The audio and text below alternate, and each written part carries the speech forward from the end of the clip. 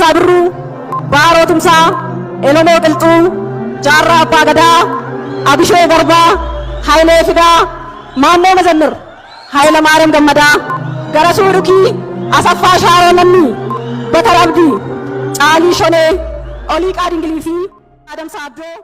Anditi Paarlaamaan Itoophiyaa labsii yeroo muddamaa kaleessa manni maree ministeerotaa murteesse raggaasisee jira.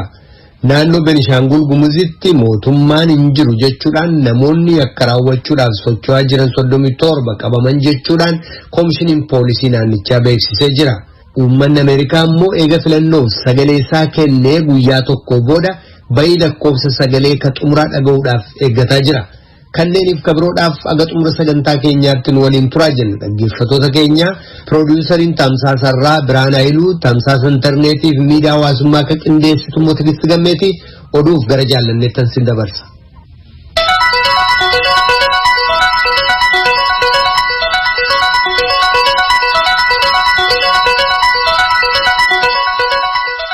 Attamoltan kabajamtoota dhaggeeffattoota keenya oduun har'aaf qabnu kuno. Ministiriin ittisaa kan Itoophiyaa har'a ibsa kennee jira. Gama kaaniin immoo bulchiinsi naannoo Tigraay xayyaaraan haleellaan narratti gaggeeffameera jedheera. Gabaasa Finfinnee fi Maqaleerraa nu ga'e oduu boodatti deebina. Naannoo daangaa Amaaraa irra kan jiran Sorooqaa fi Qirqaar keessatti wal waraansa gaggeeffameen humnootii adda bilisummaa uummata Tigraay yookaan TPLF hedduun harka kennuu isaanii pirezidaantiin bulchiinsa naannoo Amaaraa Tamasgan Xurunee ibsanii jiru.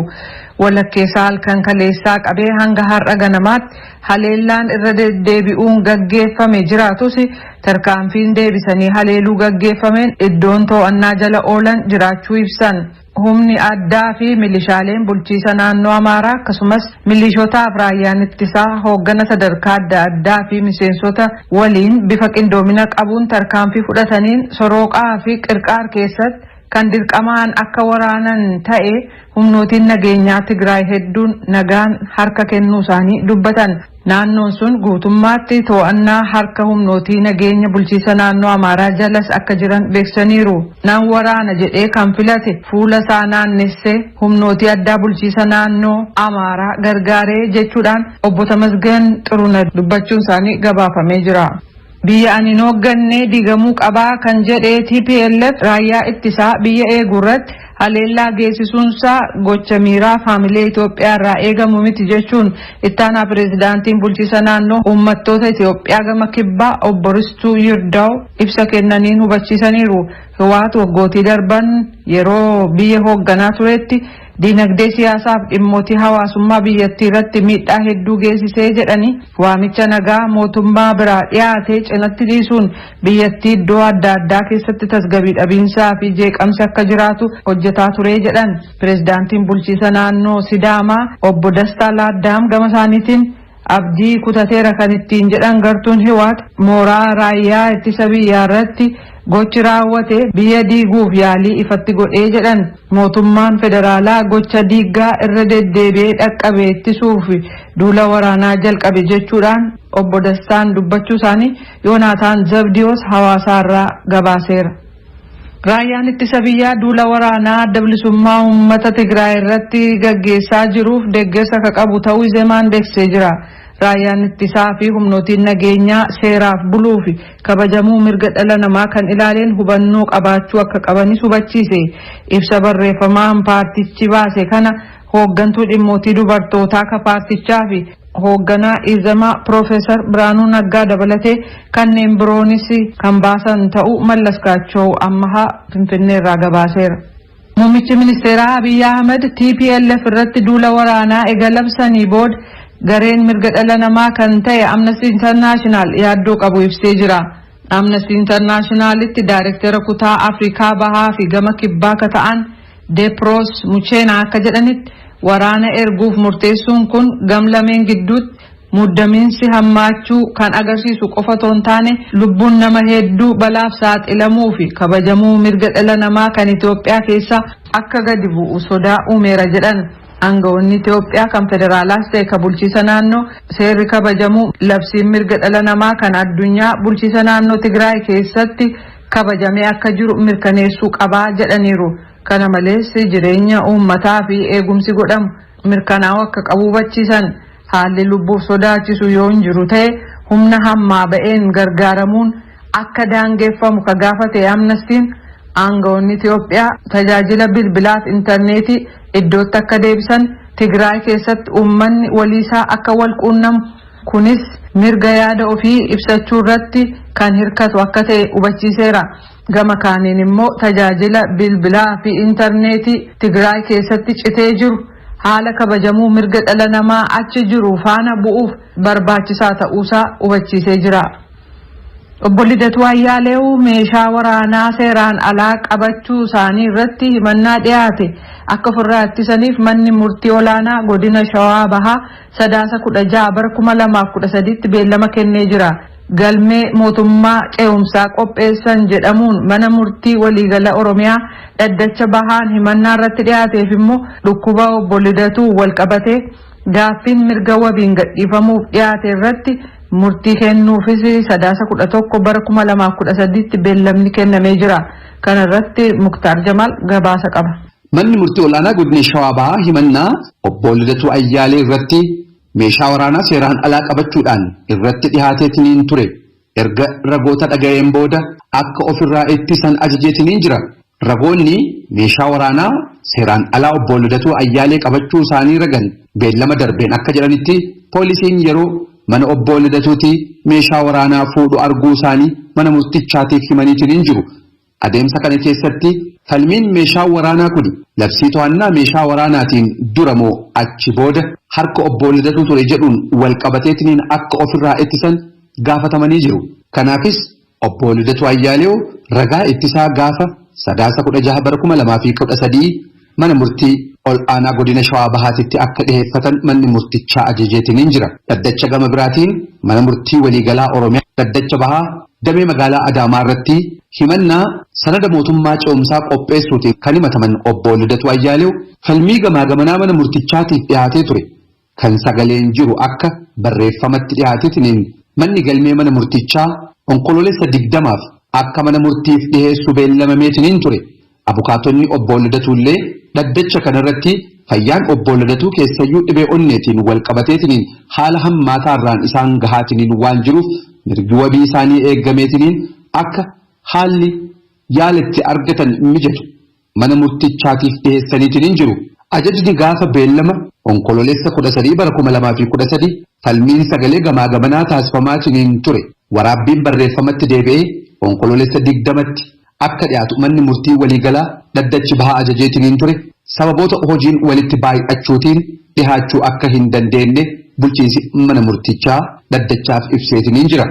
Sababa kanaanis manni murtichaa manni galmee mana murtii waliigalaa dhaddacha bahaa waraabbii sagalee falmii gamaa gamanaa gaafa 16/11/2013tti barreeffamatti garagalchee akka dhiheessu kan ajaje yoo ta'u gaafii dhimma fayyaatiin wal qabatee obbo Lidatuu Ayyaalee mirgi wabii akka isaanii eegameetiniin biyya alaa deemaniitiniin yaalaman abukaatonni isaanii gaafatanii turan irrattillee gaafuma 16/11/2013 kan murtee kennuudhaaf beellamateetiniin jira.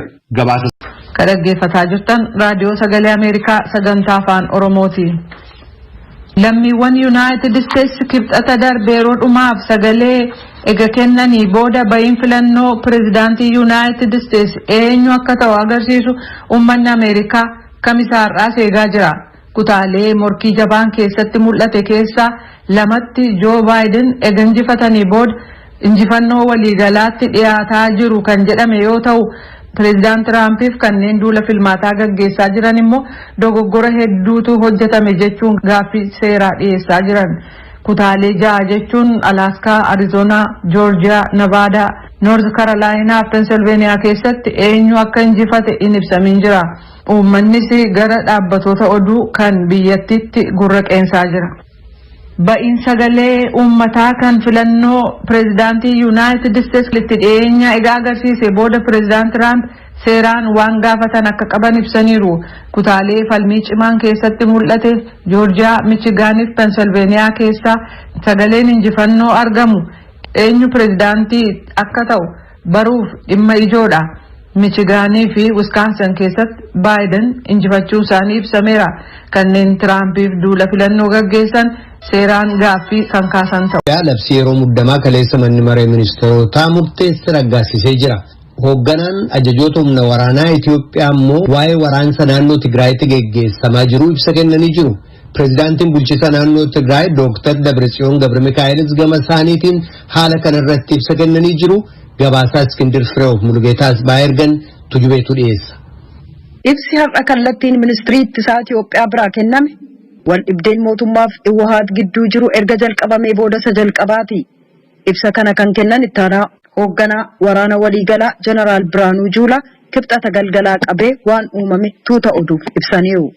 ከማክሰኞ ማታ 4 ሰዓት ድረስ hanga kibxata galgalaa sa'a 4tti biyyi keenya sochii idilee keessa oolte. Galgala sa'a 4 irratti raayyaan waraana biyya keenyaa kan murna gama kaabaa haleellaan eegamne turra ga'e.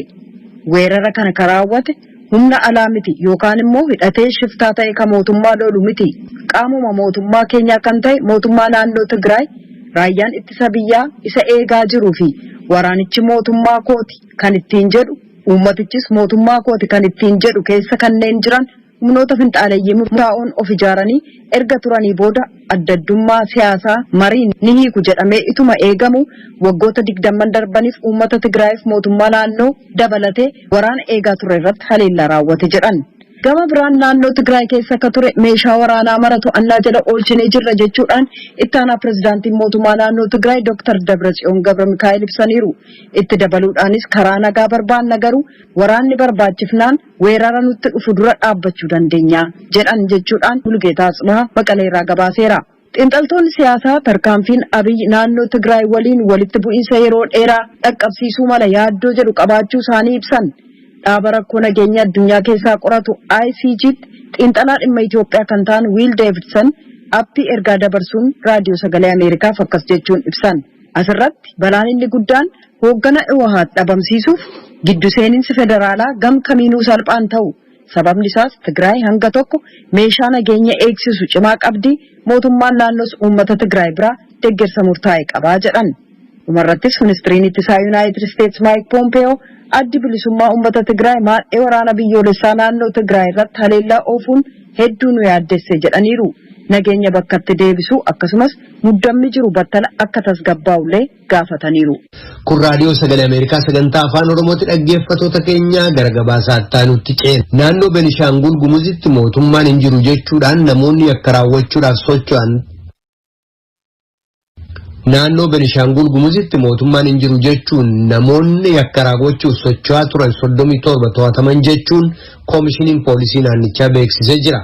Haaluma wal fakkaataadhaan naannoo Gaambeelaa keessattis miseensonni waatiif Oneeg Shanee sabaaf sablammoota walitti buusuudhaaf socho'aa turan 19 qabaman jechuun haaluma wal fakkaataan naannoo Gaambeelaa keessatti miseensonni waatiif Oneeg Shanee sabaaf sablammoota walitti buusuudhaaf socho'aa turan 19 qabaman jechuun tajaajilli odeeffannoof nageenyaa biyyaalessaa dubbatee jira.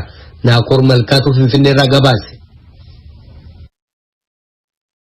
Komishinarri Komishinii Poolisii naannoo Benishaangul Gumuz Abdulaziz Mohammed ibsa gabaabaa gaazexeessitoota biyya keessaa fadha kennaniin qaamolee finxaaleeyyii mootummaan hin jiru jechuudhaan yakka raawwachuudhaaf socho'aa turan qabnee jirraa jedhan namoota 37 qabuudha kan isaan dubbatan.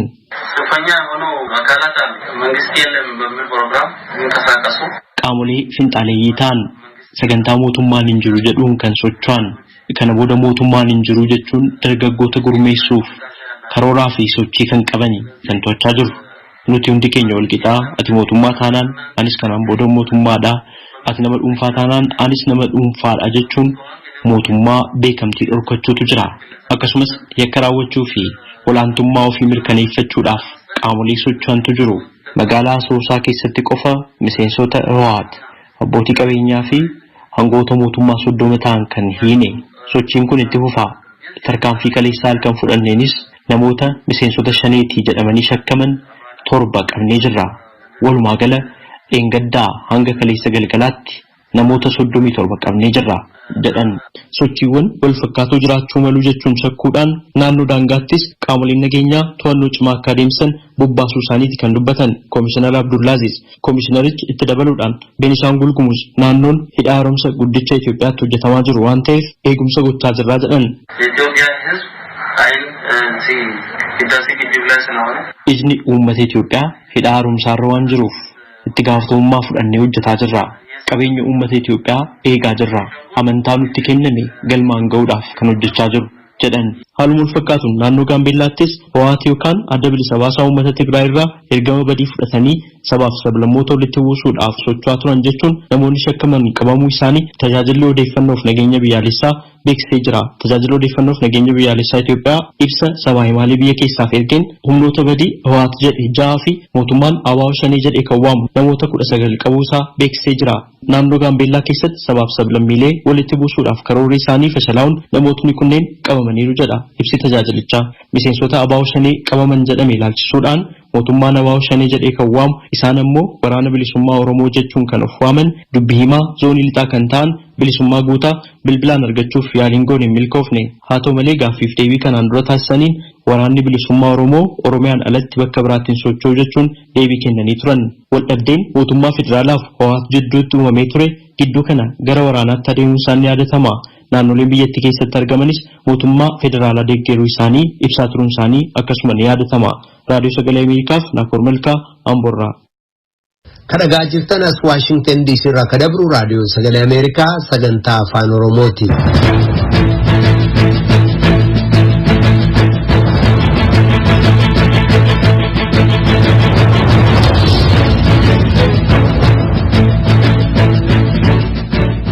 Uummanni Ameerikaa eega filannoof sagalee isaa kenne guyyaa tokko booda bayii lakkoofsa sagalee ka xumuraa dhaga'uudhaaf eeggataa jira. Ijawwan namootaa yeroo ammaa kutaalee wal dorgommiin cimaan keessatti geggeessame xiqqoo kanneen bayiin lakkoofsa sagalee isaanii pirezidaantii amma taayitaarra jiran Doonaald Tiraampiif dorgomaa isaanii ittaanaa pirezidaantii duraanii Joo Baayiden keessaa eenyu akka pirezidaantii ittaanu ta'u murteessurra jira. Gabaasaan Paatsii Widaakuswaaraa ka Waayit Haawus irraa ergame akka ibsutti kutaa walfalmiin guddaan keessatti geggeessame kutaa Pensilveeniyaa keessa dabalatee namoonni xumura filannichaa dhaga'uuf yaaddoof qalbii rarra'een eegaa jiru. Waan gaarii yaadaa eeguun yaadaa jiraa jetti Moonik magaalaa Filadelfiyaa irraa. Biyyoota ijoo ta'an aga tokko keessatti ammallee sagaleen lakkaawamaa jira. Garuu kutaalee marsaa filannoo dabree pirezidaantii Tiraamp keessatti injifatan Michigaan Wisconsin keessatti Joo Baayiden injifachuun eega labsamee booda Baayiden sagalee Electoral College yookaan immoo gurmuu bakka buutota pirezidaantummaa murteessuuf sagalee kennanii kan injifachuuf yoo xiqqaate sagalee 270 guutuun barbaachisu ka guutuu danda'an ta'uu dubbatan. I'm not here to declare that we've won, but I am here to report when the count is finished, we believe we will be the winners. Injifannee jirra jedhee ibsuuf miti kanan as ba'e. Garuu yoo sagaleen lakkaawamee xumurame nuti akka moonu amantaan qabu dubbachuufan dhufee jedhan Baayiden. Kutaan Joorjiyaa akka dur baratametti kutaa paartii Riippaabilikaaniiti. Kutaa wal dorgommiin cimaan keessatti geggeessamu. Magaalaaleef andaarawwan magaalaalee keessa kanneen jiraatan Baayideniif sagaleen kennan tarii carraa injifachuu kennuufi malan. Otuma sagalee lakkaawamaa jiru pirezidaantii Tiraamp kaleessa kutaalee akka Pensilveeniyaa, Joorjiyaa, Noorz Kaarolaanaa fi Michigaan keessatti nan injifadha jechuudhaan fuula Tiwiitarii isaanii irratti barreessanii turan. Gurmuun duula filannoo Tiraamp kutaalee Michigaanii fi Pensilveeniyaa keessatti Riippaabilikaanonni sagalee lakkaawamu akkaataa gahaatti arguu hin dandeenye jechuudhaan akka kutaalee lamaan keessatti lakkoofsi sagalee dhaabatu gaaffii seeraa dhiyeessee jira. We want all voting to stop. We don't want them to find any ballots at 4 o'clock in the morning. Gara mana murtii muummichaatti deemna. Kenniinsi sagalee hunduu akka dhaabatu feena. Akka isaan ganama sa'aatii 4tti ka'anii sagalee kamuu argatanii itti galchan hin feenuu jedhan pirezidaant Tiraamp. Kana malees Tiraamp kutaa Wisconsin bakka wal caalmaan bayii sagalee lameen gidduu baay'ee dhiphaa ta'e keessatti akka sagaleen irra deebi'amee lakkaawamu gaafatanii turan. Yuunivarsiitii Chicaagoo irraa hayyuun siyaasaa William Howell waa'ee gaaffii kana akkanatti ibsan. Either candidate is free to ask for a recount when the margin is less than 1%. And so he can simply ask. Yeroo addaddummaan bayii sagalee dhibbarraa harka tokko gadi ta'u kaadhimamaan kamiyyuu akka sagaleen irra deebi'amee lakkaawamu gaafachuu danda'a. Gaaffii kana dhiyeessuu ni danda'a. Ta'us garuu seenaa dabrerraa akka baratametti keessa deebi'anii lakkaa'uun bayii lakkoofsa jalqabaarraa adda ta'e hin fidu. Kanaaf baay'inni waan fiduuf hin fakkaatu jedhan Hoo'el. Deeggartoonni Tiraamp hedduun kaleessa galgala kutaa Arizoonaa magaalaa Phoenixtti bakka sagaleen itti lakkaa'amutti hiriira mormii ba'anii turan. Sagaleewwan agi tokko akkaataa ta'uu malutti hin lakkaa'amne jedhu. Kanaaf baay'in sagalee filannoo kutaa Arizoonaaf kutaalee kabiroo mana murtiitti qaxumura argatu ta'uu mala. Dhaabbata Heritage Foundation jedhamurraa Taansi Spaakowiski akkanatti ibsan. If there is any litigation contesting the counting of ballots, the rejection of absentee ballots, the extension of time. Waa'ee lakkoofsa sagalee irratti jechuun waa'ee sagalee namoota bakka hin jirreetti sagalee kennanii fudhachuu dhiisuu fi namoota guyyaa filannoo hin jirreef yeroo sagalee itti kennan dheeressuu laalchisee walfalmiin jiraatee yoo seeratti dhiyaate ka seera duratti injifatame oliyyannaadhaaf gara mana murtii muummichaa deemuuf akka qophaa'u shakkiin qabuu jedhan Spaakowiskiin. Kana jechuun immoo eenyu akka filannoo kana injifate beekuuf guyyoota yookaan torban. Vaayirasii koronaa kana to'achuuf Ameerikaa keessatti caalaatti irratti hojjetamu taanaan keessumaa baatiin qorraa seenaa yeroo jiru kanatti haala dhukkubichaa daran hammeessuuf jira. Daayirektara dhukkuboota daariqaa yookaan infekshinii fi dhaabbata Aurora Health jedhamu ka ta'an Dr. Robert Sitroomberg akka jedhanitti. Rates of growth are alarming. They seem to be lakkoofsi guddataa deemuun yaaddessaadha. Akkasa yeroo duraa sana hammaataa yookaan immoo daran hammaataa jira jedhan. Yeroo lammiiwwan Ameerikaa kibxata kaleessaa pirezidaantii filuu fi wiirtulee filmaataa deemanitti akeekkachiisi kun kenname. Irra hedduun namoota sagalee kennuuf gara wiirtulee deemanii vaayirasii koronaa ofirraa ittisuuf jecha tarkaanfii fudhatamuu qaban eeggachaa turan.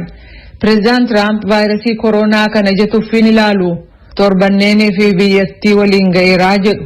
Mormituun isaanii Joe Biden immoo akkatti President Trump rakkoo COVID-19 geessisu itti qabanii jiran qeeqanii jiru. Kutaa Yuutahaa keessatti qondaala waa'ee wal'aansa fayyaa ka ta'an Russell Vinik akka jedhanitti meeshaaleen ittiin weerara vaayirasii koronaa ittisuuf gargaaraman ka jiran ta'us ogeessota eegumsa fayyaa lakkoofsaan ga'aa hin qabnu jedhu. Our big issue is the humans, the people you need. It's not about hospital beds. Dhimmi guddaan ogeessota barbaannu hin qabnu. Dubbiin waa'ee siree hospitaala keessaa miti. Namoota leenjii qaban, ogummaa addaa qaban kanneen dhukkubsattootaaf tajaajila eegumsa fayyaa barbaachisu kennan dhabuudha jedhan. Biyyoonni biroon kan akka Hindii fi Biraazil namoota vaayirasii koronaan qabaman hedduu qabaachuun addunyaa irratti sadarkaa lammaffaaf sadaffaarra jiru. Raashaan sadarkaa arfaffaarra kan jirtu yoo ta'u guyyaatti namoota dhukkuba COVID-19 qabaman 18,000 qabaachuun waliigalaan dhukkubsattoota miliyoona 1.8 qabdi. Raashaan uummanni yeroo manaa ba'u funyaaniif afaan akka haguuggatu ajajjee aangoonni kutaalee manneen dhugaatii fi nyaataa halkan akka hin banamne ittisaa jechuun gaafatteetti. Jiraattuu magaalaa Mooskoo kan taate Maariyaa Kanatoova akka jettutti. Of course I do not want such a lockdown as it was in the spring. Dhugaadha akka yeroo darbe sana akka cufamu hin barbaadu. Sababiinsaas diinagdee wajjin kallattiin hidhata qaba. Garuu haguuggii afaaniif funyaanii hanga mana nyaataa seennutti kaa'anne yeruma mana nyaataa sana ol seennu akka waan vaayirasichi badeetti ofirraa kaasuun anaaf naan galuu jetteetti. Magaalaa galma mootummaa Faransaay Paaris keessatti barattoonni manneen barumsaa sadarkaa lammaffaa daree seenneen barruu lakkoofsi keenya walakkaatti gadaa bu'uu jedhanii gaafatanii turan. Poolisoonnis waan ija isaanii gubuu itti biifuudhaan diigan. Barattoota kana keessaa tokko kan ta'e Jean Pupil akka jedhutti. Our classes are packed with students sitting side by side. Dareen keessatti barannu barattoota wal cina ta'aniin kan guutamedha. Waan irra teenyu sirreessuuf yaalaniiru garuu jijjiirama fideen qabu. Sababiin isaas lakkoofsi barattoota dabaree keessa jiranii sanuma 30 waan. Sasaabirruu, Baaroo Tumsaa, Elomoo Qilxuu, Jaarraa Abbaa Gadaa, Abishee Garbaa, Hayilee Fidaa, Maannoo Mazannir, Hayila Maariyaam Gammadaa, Garasuu Dhukii, Asaffaa Shaaroo Lammii, Batar Abdii, Caalii Shonee, Olii Qaadingilii fi